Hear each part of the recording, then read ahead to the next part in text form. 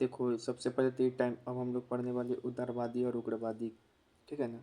सबसे पहले तो ये टाइम पीरियड ही याद कर लो कि इसको उदारवादी चरण बोलते हैं, इसको उग्रवादी चरण बोलते हैं, इसको गांधीवादी चरण बोलते हैं। एक बार टीआईडी में पूछा था कि 1919 से 1947 के बीच के टाइम पीरियड को क्या बोलते हैं, तो गांधीवादी चरण, ठीक है। ये सब देख लो जो आपको है उदारवादी नेता दादा भाई नौरोजी, फिरोज शाह मेहता, बदरुद्दीन तैयबजी, गोपाल कृष्ण गोखले, आनंद मोहन बसु, दिनसा वाचा, सुरेंद्र नाथ बनर्जी, रमेश चंद्र दत्त, रास बिहारी बोस, मनमोहन घोष, ठीक है। ये हूँ भी क्या है, उदारवादी नेता है। अब हम लोग यहाँ पे देख लो कुछ गरम दल उग्रवादी नेता, एक तो लाल बाल पाल और तीसरा है फिर अरविंदो घोष, ठीक है। यहाँ पे देखो उदारवादी उग्रवादी के काम करने का अंतर। जो उदारवादी है वह उदारवादी जो है स्वशासन निर्माण के पक्ष में नहीं थे, लेकिन जो उग्रवादी है वह स्वराज और स्वशासन के पक्ष में थे, ठीक है ना। फिर से ये अपील वगैरह सबसे काम करते थे, ये जन आंदोलन, बहिष्कार, राष्ट्रीय शिक्षा दौरा, इन सभी के माध्यम से क्या करना चाहते थे, स्वराज प्राप्त करना चाहते थे, ठीक है। फिर से यहाँ पे बोल रहा है जो आपका उधर फिर से यहाँ बोल रहा है जो आपका उदारवादी है वह पश्चिमी शिक्षा संस्कृति के प्रशंसक तो थे, लेकिन उसी के आधार पर भारत का निर्माण करना चाहते थे, जबकि लोग प्राचीन भारतीय संस्कृति की ओर पक्षधर में थे, ठीक है ना। इनको अंग्रेजों पर बिल्कुल विश्वास नहीं था। ये चाहते थे कि औपनिवेशिक प्रशासन में सुधार चाहते थे, भारत के लिए औपनिवेशिक शासन में सुधार चाहते थे, ठीक है। फिर से आपको बता दें कि उदारवादी जो है इसका एक बहुत बढ़िया विशेषता है कि धर्मनिरपेक्षता के समर्थक थे, ठीक है ना। हिंदू मुस्लिम सिख ईसाई ऊपर में चारों कांग्रेस थे, क्यों, अलग अलग जाति का था। लेकिन जो उग्रवादी है वो वह क्या थे, वो कभी शिवाजी महोत्सव मना रहे हैं, कभी कुछ भी, तो धर्म इसमें ज़्यादा उग्र रूप में देखता है उग्रवादी में, ठीक है। फिर से आपको याद रखना है उग्रवादी की जो मांगे क्या थी, तो कुछ प्रमुख संवैधानिक मांगे थी उग्रवादी की। एक तो प्रशासन में भारतीयों की भागीदारी बढ़ाई जाए, कार्यपालिका का न्यायपालिका से क्या हो, पृथक्करण हो, बहुत बढ़िया बात बोला है। फिर केंद्र और प्रांतों में विधान परिषद और विधानसभा का विस्तार हो। फिर से वायसराय की कार्यकारिणी परिषद में भारतीयों का रिप्रेजेंटेशन हो। फिर उच्च पदों पे अधिकांश निर्वाचित भारतीय हो। बजट पर नियंत्रण हो, बजट पे पैसा पे नियंत्रण की बात बोला। ये जो भारतीय सचिव का पद जो था ना वो ब्रिटिश संसद के प्रति उत्तरदायी हो जाए। भारतीय सचिव का पद जो है ब्रिटिश संसद के प्रति उत्तरदायी हो जाए। इसमें भी जो है ये अस्थायी बंदोबस्त का बात बोला था, उसका विस्तार हो। फिर जो तटकड़ है उससे भारतीय उद्योगों की रक्षा हो। फिर से ये बोला था, ये कुछ प्रशासनिक मांग में किया था कि जो सिविल सर्विस परीक्षा है वो इंग्लैंड और भारत में एक साथ आयोजित की जाए। प्राथमिक शिक्षा का प्रसार किया जाए। 1878 में जो शस्त्र अधिनियम लाइसेंस अधिनियम है उसको समाप्त किया जाए। फिर से बागान श्रमिकों को काम करने की स्थिति में सुधार हो, जो बागान श्रमिक है उसके काम करने की स्थिति में क्या हो, सुधार हो। फिर से भारतीय मजदूरों का बेहतर इलाज किया जाए। फिर कल्याण व्यय पर वृद्धि हो जाए, कल्याण व्यय पे वृद्धि हो जाए।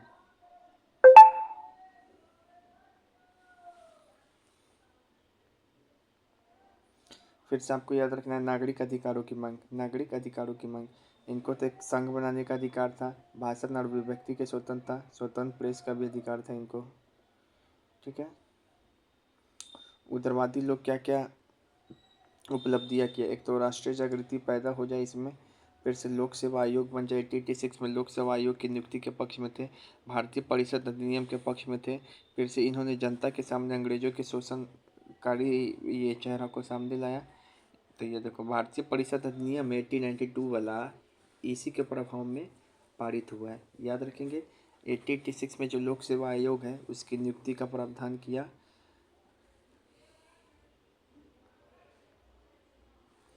फिर से है उदारवादी चरण की उपलब्धियाँ, उदारवादी चरण की और क्या उपलब्धियाँ थी, तो वेलवी आयोग का गठन इन्हीं के अथी पर हुआ। फिर भारत और इंग्लैंड में एक साथ परीक्षा आयोजित होने लगा 89। फिर से उसके बाद कॉमन्स हाउस ऑफ कॉमन्स में एक प्रस्ताव पारित किया गया 1893 में। 1893 में ये बात प्रस्तावित किया गया कि भारत और इंग्लैंड में एक साथ परीक्षा हो। ये उदारवादी का ही मांग है, BBI। फिर से यहाँ पर है जो कांग्रेस ये उग्रवादी भारत, ये जो उग्रवादी है ना इसमें खासियत ये था कि भारत से ज़्यादा ब्रिटेन में ही प्रयास करता था सुधार करने के लिए, ब्रिटेन की संसद में ही, ठीक है ना।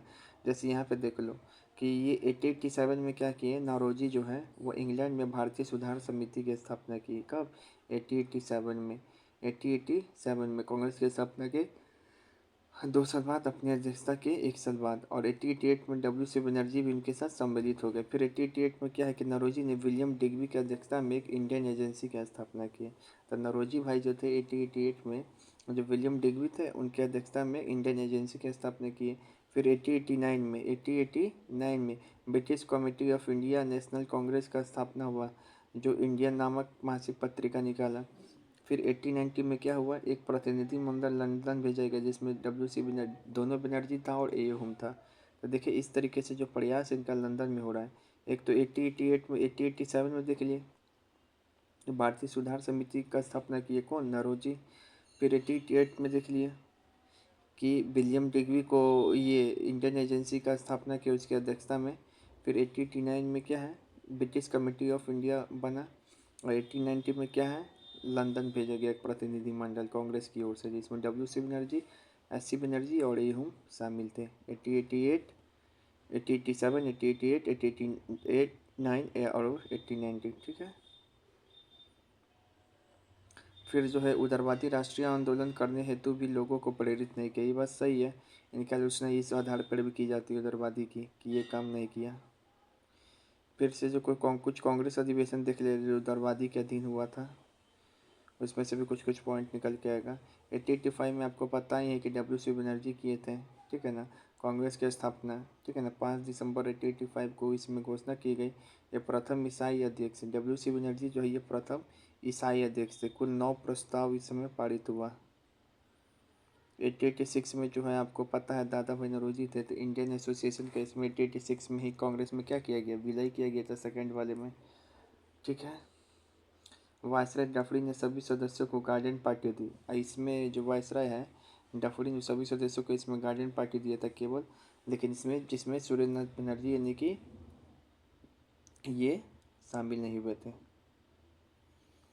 फिर 1887 में मद्रास में बदरुद्दीन तैयब जी पहले मुस्लिम अध्यक्ष हैं, ठीक है ना। कांग्रेस बनो का नारा दिए थे। रानाडे द्वारा इनका सोशल कॉन्फ्रेंस का आयोजन किया गया था। ये तमिल भाषा में पहली बार भाषण दिए थे। ये तमिल भाषा में पहली बार भाषण दिए थे। पहली बार ब्रिटिश सरकार की ये आलोचना भी किए थे, ठीक है। विषय निर्धारण समिति का गठन। फिर 1888 में क्या हो गया था, इलाहाबाद 1888 में एडमिशन हुआ था इलाहाबाद में जॉर्ज यूले की अध्यक्षता में। ये प्रथम यूरोपीय अध्यक्ष थे, ठीक है ना, प्रथम यूरोपीय अध्यक्ष थे। डफरिन ने बोला कि कांग्रेस मुट्ठी भर लोगों की संस्था है, इसमें कुछ खास नहीं है। फिर विलियम बेडन बर्न, इसको देख बर्न हो गया। इसके बारे में याद रखना है कि 21 बढ़ती मताधिकार की मांग प्रस्ताव पारित किया गया विलियम बेडन बर्न के समय ही 1889 में। पहली बार महिलाओं ने भाग लिया इसी में, विलियम बेडन ने। गोपाल कृष्ण गोखले ने कांग्रेस की सदस्यता ली विलियम बेडन के समय। तो बर्न हो गया जब महिलाओं ने भाग लिया तो। और 21 साल की मताधिकार की मांग का प्रस्ताव पारित हुआ तब भी अंग्रेज क्या हो गया, बर्न हो गया। तो इसे याद कर सकते हो। फिर यहाँ पे देखो 1890 में क्या है, फिरोज शाह मेहता है जो पहली स्थापना का कादम्बली गांगुली इसी समय भाग ली। और तिलक ने कांग्रेस की सदस्यता ली इसी समय, फिरोज शाह मेहता के समय। 1891 में नागपुर में आनंद चार्लू, तो याद ही 1891 में नागपुर में आनंद चार्लू। ये राष्ट्रीय कांग्रेस का दूसरा नाम राष्ट्रीयता रखा गया इस समय। कैसे याद रहेगा, नौ से नाग, नाग से आनंद, आनंद से चार्लू। फिर से तुमको याद रखना 1892 में इलाहाबाद में WC बनर्जी बने थे।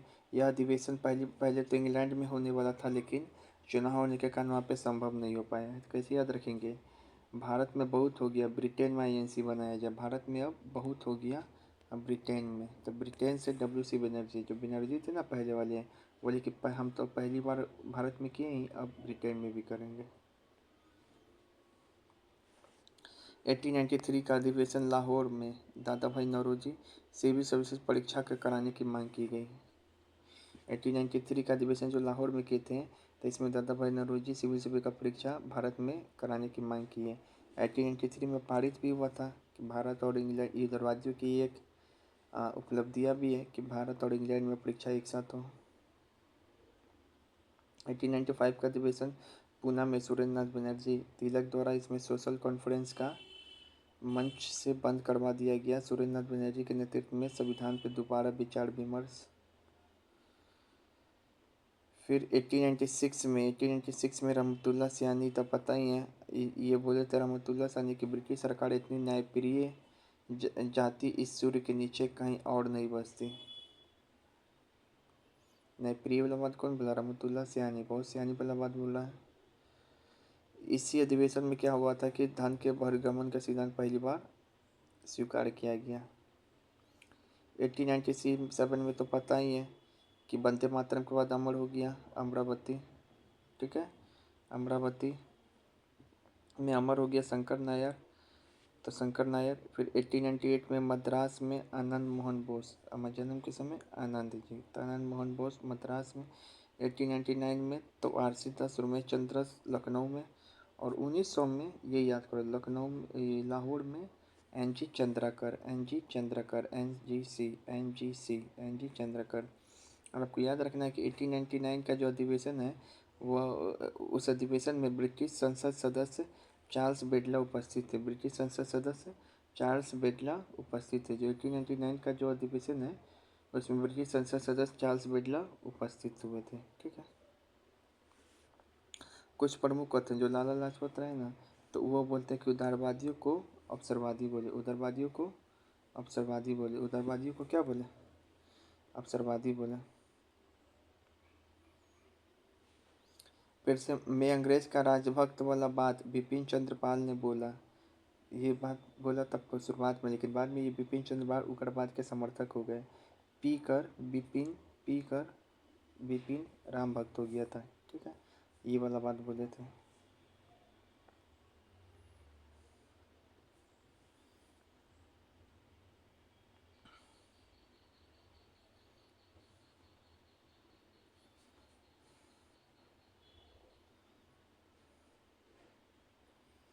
फिर से याद रखना, फिरोज शाह मेहता कांग्रेस बोले कि कांग्रेस की आवाज़ जनता की आवाज़ नहीं, जनता की आवाज़ है कि नहीं, सब बात कौन बोलेगा? अमीर आदमी तो बोलेगा, फिरोज शाह मेहता बोला।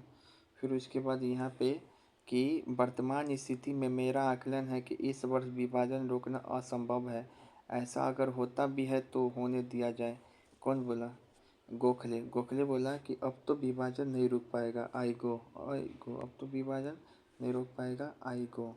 फिर ये वाला बात कौन बोला? मेरा विचार है कि कांग्रेस को दो अलग अलग रास्तों पर चल पड़ी है, अब और कोई समझौता नहीं होना चाहिए, अय्यर।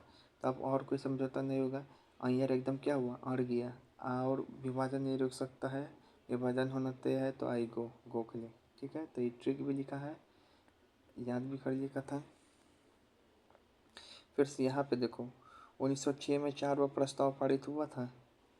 1906 में 4वां ये नहीं, 1905 में जो प्रस्ताव पारित हुआ था कांग्रेस में, सेल्फ रूल स्वशासन संबंधी प्रस्ताव 1905 में प्रस्ताव पारित किया था सर्वप्रथम। 1906 में कलकत्ता में स्वराज का प्रस्ताव पारित कर दिया गया। देखो, सबसे पहले चर्चा हुआ था तो 1905 में ही स्वशासन के प्रस्ताव पे, लेकिन पारित किया गया था 1906 में ही स्वशासन का। इसमें शामिल था स्वदेशी बहिष्कार, राष्ट्रीय शिक्षा संबंधी प्रस्ताव, ठीक है ना।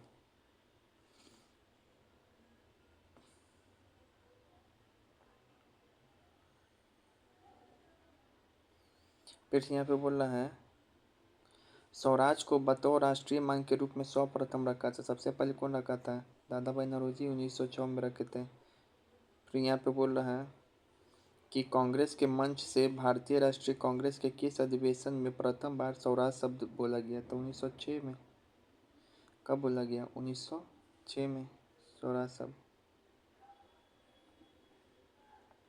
भारतीय राष्ट्रीय कांग्रेस कहाँ पे उदारवादी और उग्रवादी दो भाग में विभाजित हो गए? सूरत अधिवेशन में। फिर यहाँ पर है, आपको याद रखना है कि 1906 में 4वां प्रस्ताव पारित हुआ था, उसमें स्वराज था, स्वदेशी था, बहिष्कार था, राष्ट्रीय शिक्षा था, ठीक है ना। लेकिन इसमें जो बंगाल विभाजन को रद्द करने वाला बात बोल रहा है ये शामिल नहीं था, ठीक है।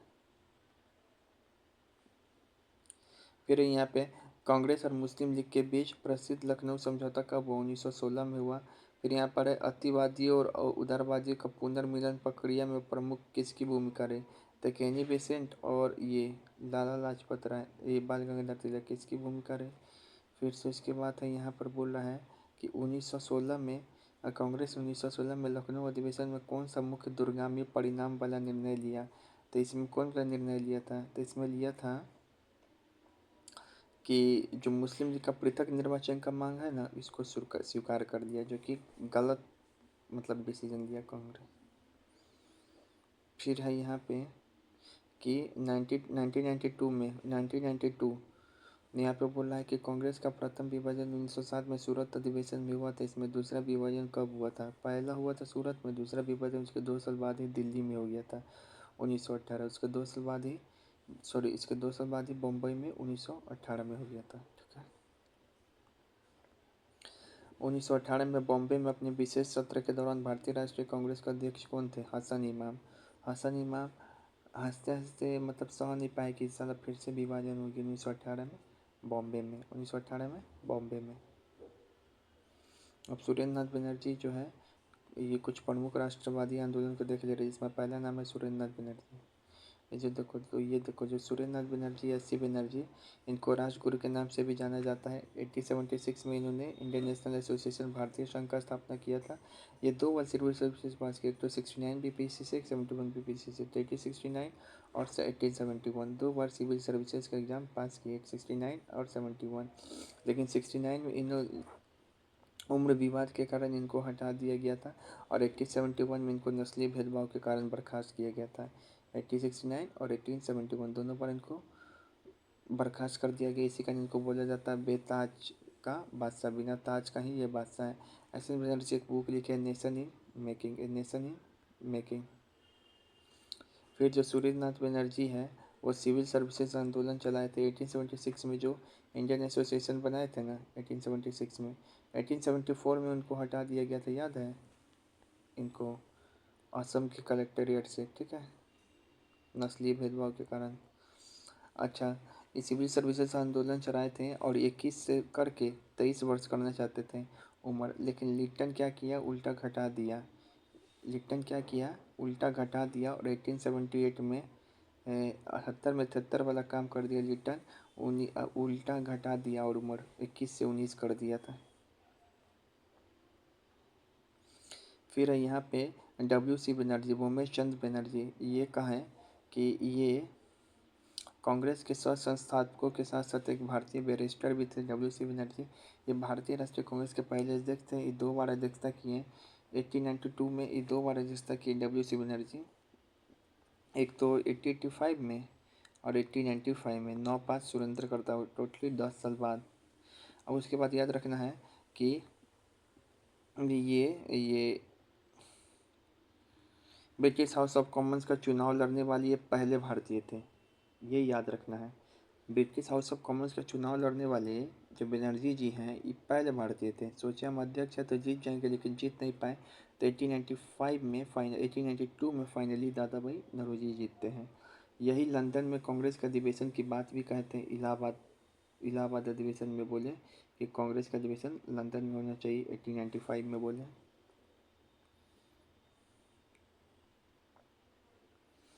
फिर से फिरोज शाह मेहता, इनको लायन ऑफ बॉम्बे भी बोला जाता है। 1890 में भारतीय राष्ट्रीय कांग्रेस के अध्यक्ष के रूप में इनको चुना गया था। ब्रिटिश द्वारा सर की उपाधि इनको दी गई। एस.एन. बनर्जी को ब्रिटिश द्वारा सर की उपाधि किसको दी गई, तो एस.एन. बनर्जी को दिया गया था। सर सुरेंद्र नाथ बनर्जी बोलते हैं हम लोग। फिर से बॉम्बे क्रॉनिकल इनके साप्ताहिक पत्रिका है। 1885 में जो बॉम्बे प्रेसिडेंसी एसोसिएशन बना था, इसमें फिरोज शाह मेहता, के.टी. टनक, बदरुद्दीन तैयब जी थे। बॉम्बे से और बॉम्बे क्रॉनिकल दोनों इन्हीं की पुस्तक है। ये होम, ये सेवानिवृत्त ब्रिटिश अधिकारी थे। ये स्कॉटलैंड के निवासी थे। कहाँ के थे, स्वीडिश नहीं, स्कॉटलैंड के निवासी।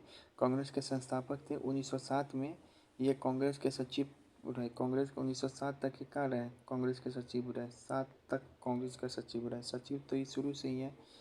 इनको हर्मिट ऑफ शिमला यानी कि शिमला का संत का उपाधि कहा गया, शिमला में, क्योंकि ये शिमला में ही बस गए थे। ये होम, ये लूसेंट में भी क्वेश्चन पूछा था, हर्मिट ऑफ शिमला, शिमला का संत किसको बताया जाता है। फिर ह्यूम कभी भी अध्यक्ष नहीं बन पाए, याद रखेंगे आईएनसी के।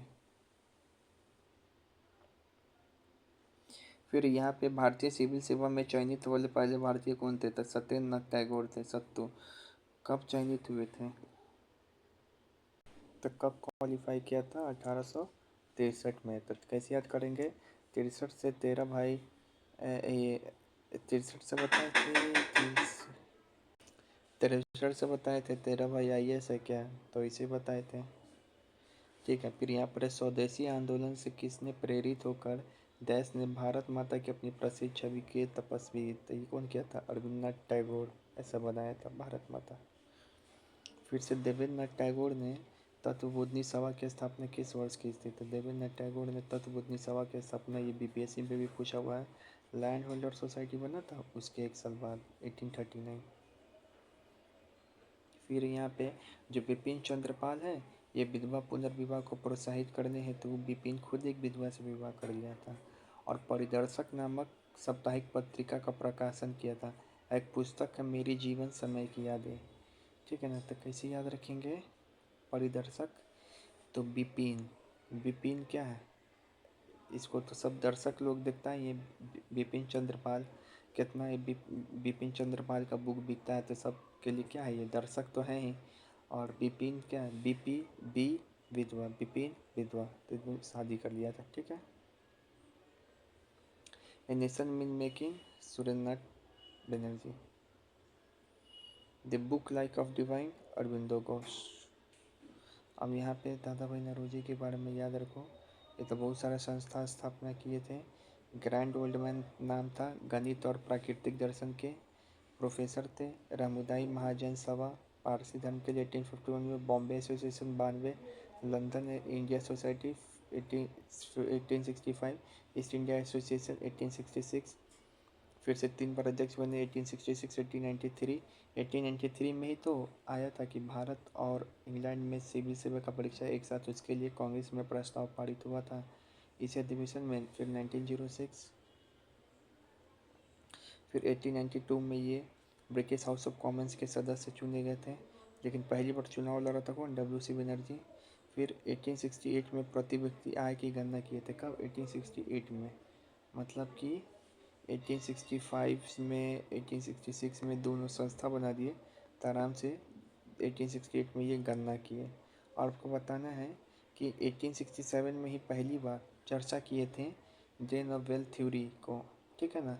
लंदन में ईस्ट इंडिया एसोसिएशन की एक सभा में, इंग्लैंड डेप्ट टू इंडिया नामक बुक में। लेकिन 1901 में इसको विस्तार से बताया, poverty and un British rule in India में। तो 67 BPSC और एक सू।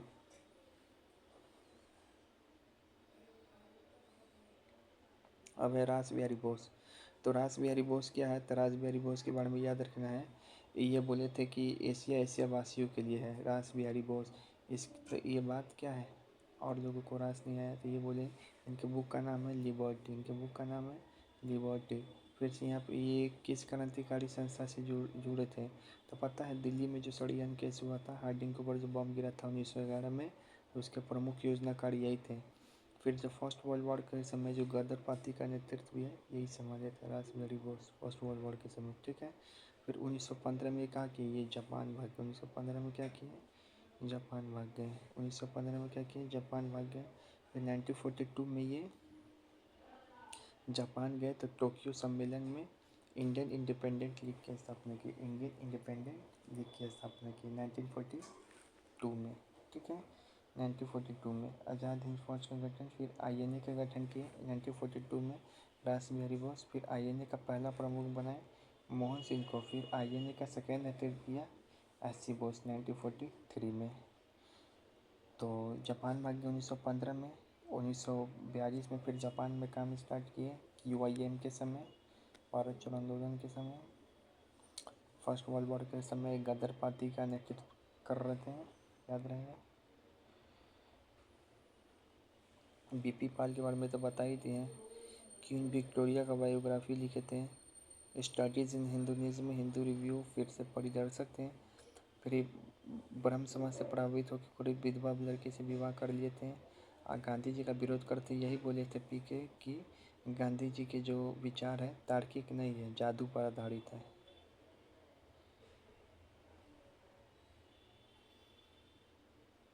फिर अब यहाँ पे तिलक।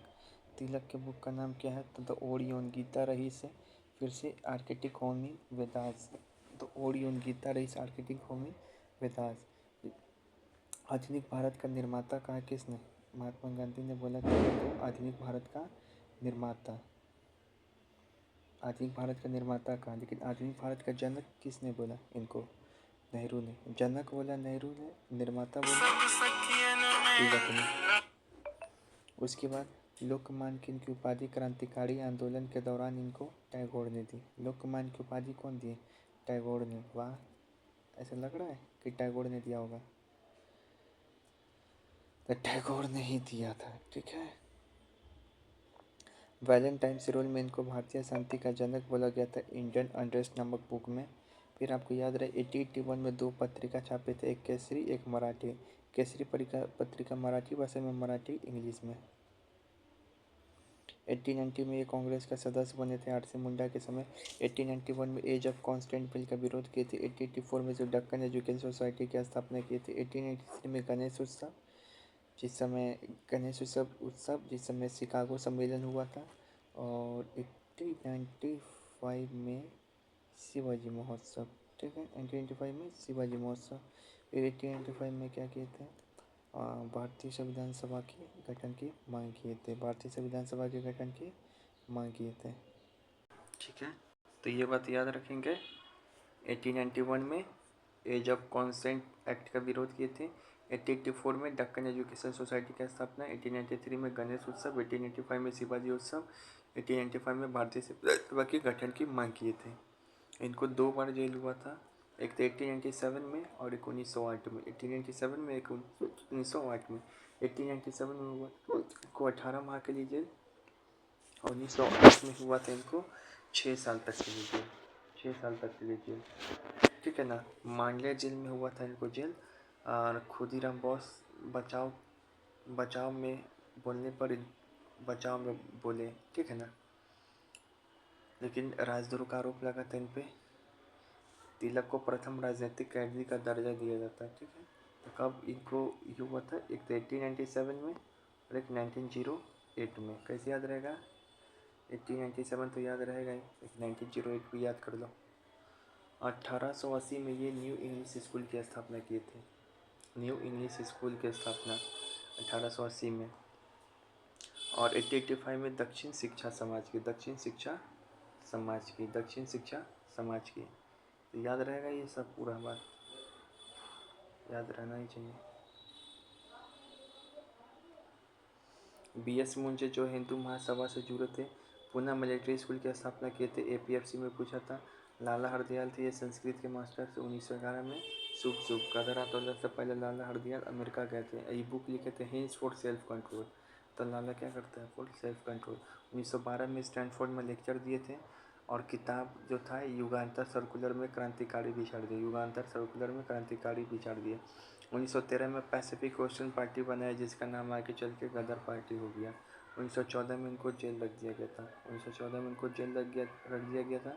1915 में क्या हुए कि बर्लिन जापान में बर्लिन समिति, यानी कि भारतीय स्वतंत्रता समिति की स्थापना किए बर्लिन जापान में, जिसमें लाला हरदयाल, वारिंद्रनाथ चट्टोपाध्याय, भूपेंद्र दत्त, ये सब मिलके। ठीक है, तो कैसे कैसे हैं? एक तो है लाला हरदयाल, संस्कृत मास्टर। 1911 में कहाँ गए? अमेरिका गए थे। बुक लिखे थे हिंट्स फॉर सेल्फ कंट्रोल। 1912 में स्टैनफोर्ड यूनिवर्सिटी में लेक्चर दिए थे। किताब लिखे थे युगांतर सर्कुलर में अपना क्रांतिकारी विचार दिए। 1913 में पैसिफिक ओशन पार्टी बनाई, जो गदर पार्टी की स्थापना की। 1914 में जेल गए। 1915 में बर्लिन जापान में बर्लिन समिति, यानी कि भारतीय स्वतंत्रता समिति का स्थापना किए थे। ठीक है, तो 11, 12, 13, 14, 15। 13 में पार्टी, 12 में लेक्चर, 11 में अमेरिका गए, 14 में जेल, 15 में बर्लिन समिति जापान में बनाए थे। वारिन चट्टोपाध्याय, भूपेंद्र दत्त, लाला हरदयाल।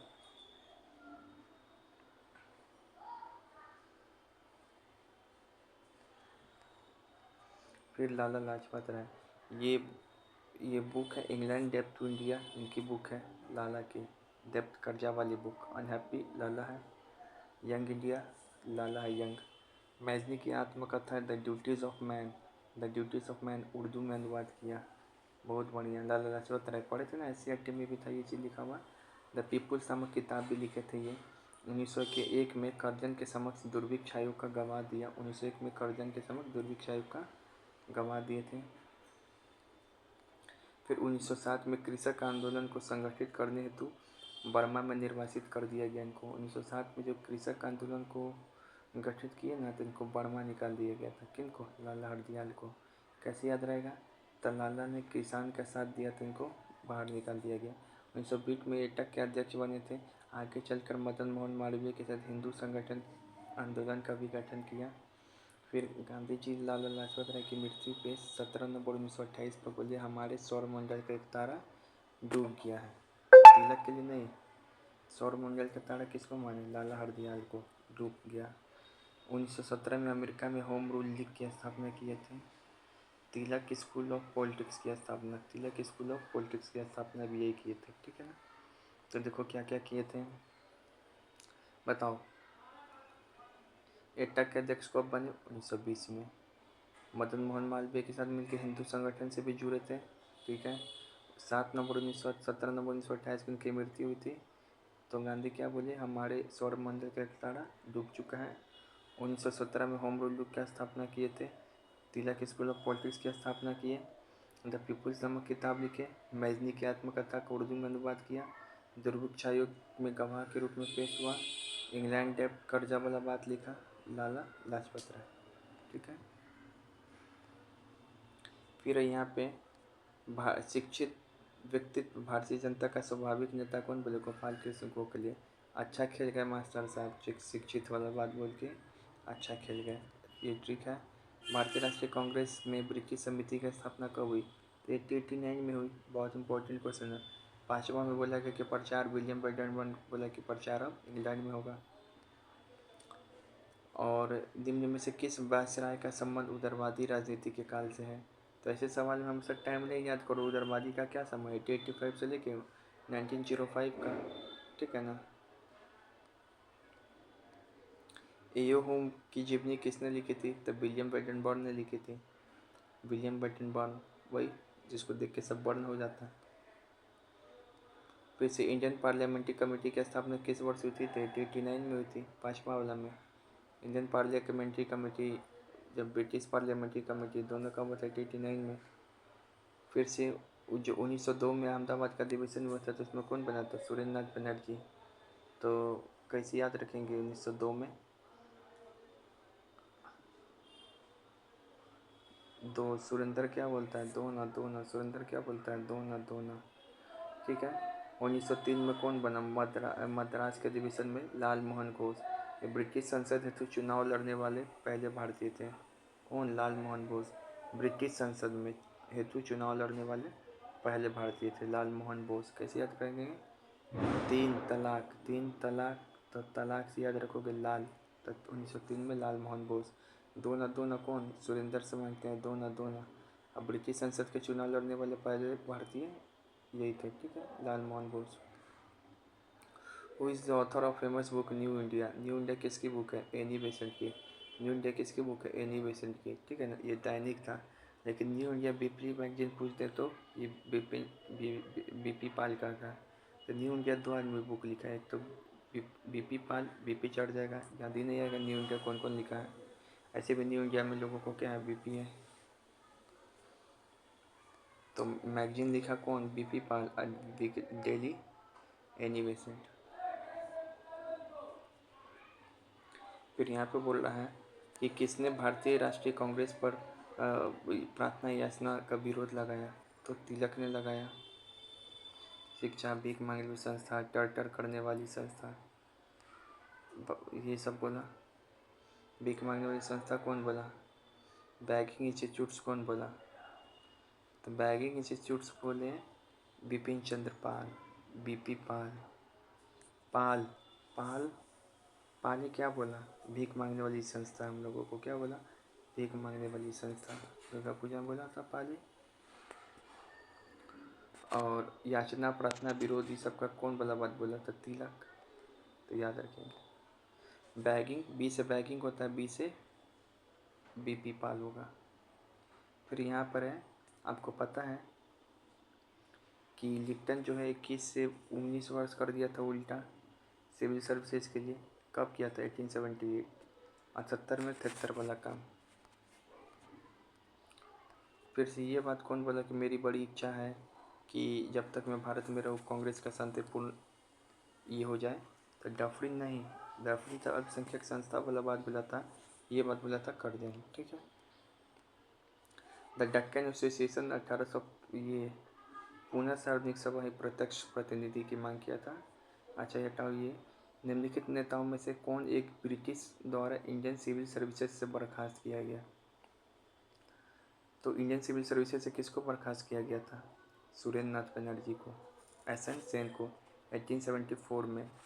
पता है ना 1874 में असम से किया गया था। और ये 2 बार बने थे आईसीएस, एक थे 69 पीपीएससी से 1869, एक 71 पीपीएससी से 1871। इस बार इनको उम्र के कारण, दूसरी बार नस्लीय भेदभाव के कारण इनको हटाया गया। और सत्येंद्र नाथ टैगोर का पहले आईसीएस 1863 में। सुभाष चंद्र बोस भी आईसीएस बने थे असहयोग आंदोलन के आसपास 1919 में। फिर यहाँ पे इंडियन एसोसिएशन द्वारा कलकत्ता में अखिल भारतीय राष्ट्रीय सम्मेलन Indian national conference all India Indian national conference Indian association द्वारा कब किया गया? 1883 में शिकागो सम्मेलन के समय अखिल भारतीय राष्ट्रीय सम्मेलन किया गया इंडियन एसोसिएशन द्वारा। और ये पूछ रहा है दूसरा कि इंडियन एसोसिएशन का भारतीय राष्ट्रीय कांग्रेस में कब विलय हुआ? तो सेकेंड वाले जब एडमिशन हुआ था ना कांग्रेस का, उसी में विलय हो गया था, ठीक है। फिर यहाँ पे बोल रहा है कि किसने कहा था कि ब्रिटिश शासन एक अस्थायी लगातार बढ़ता हुआ विदेशी आक्रमण है जो धीरे धीरे ही सही मगर पूरी तरह देश को नष्ट कर रहा है? तो ये दादा भाई बोले थे। तो धीरे धीरे मगर पूरी तरह लगातार बढ़ रहा है, नष्ट कर रहा है, सब दादा भाई बोले थे। दादा लोग ऐसे ही बोलता है धीरे धीरे नष्ट कर रहा है ये चीज़। निम्नलिखित में किसने सार्वजनिक भाषा में राष्ट्रीय कांग्रेस पर हमला किया तथा उसे जनता के एक बहुत सूक्ष्म भाग का प्रतिनिधि भाग बताकर किया? डफरिन बोला माइक्रोस्कोपिक संस्था। फिर से ये किसने बोला? मुझे खुशी है कि कांग्रेस बराबर नीचे की ओर जा रही है क्योंकि यह राजद्रोही संस्था है और इसके नेता संघी चरित्र के हैं। तो राजद्रोही वाला बात कौन लगाया? राजद्रोह का आरोप जिसका बंदूक होगा एलिगन, ठीक है ना। ये सब याद रखना है। सर सैयद अहमद खां, बनारस के राजा शिव प्रसाद, दिनसा मकानजी पेटिट, दिनसा वाचन है, दिनसा मकानजी पेटिट और हैदराबाद के निजाम, ये सब कांग्रेस के विरोधी है। बनारस के राजा शिव, दिनसा मकानजी पेटिट, हैदराबाद के नवाब सर सैयद अहमद खां कांग्रेस के विरोधी है। अब हो गया अब थ्योरी एक।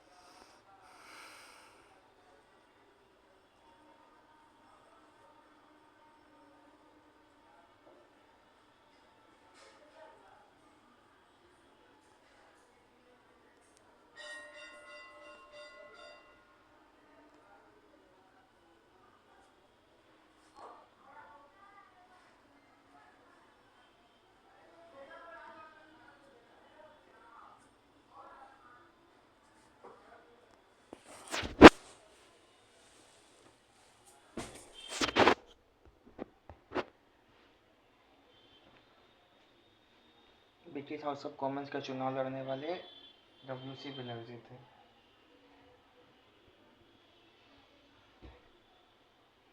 1907 तक कांग्रेस का सचिव रहे।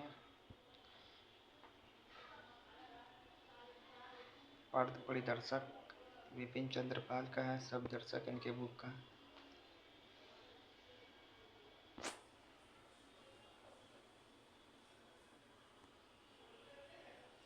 रास बिहारी बोस 1915 में जापान गए। 1942 में फिर वहाँ काम किए। 1891 में जब कॉन्स्टेंट, 1893 में गणपति, 1897 1908 में जेल, 11/12/14 में वो सैनफोर्ड यूनिवर्सिटी में लेक्चर, पैसिफिक ओशियन, 14 में जेल, 15 में बर्लिन जापान समिति, भूपेंद्र नाथ दत्त, भारी चट्टोपाध्याय, लाला हरदयाल,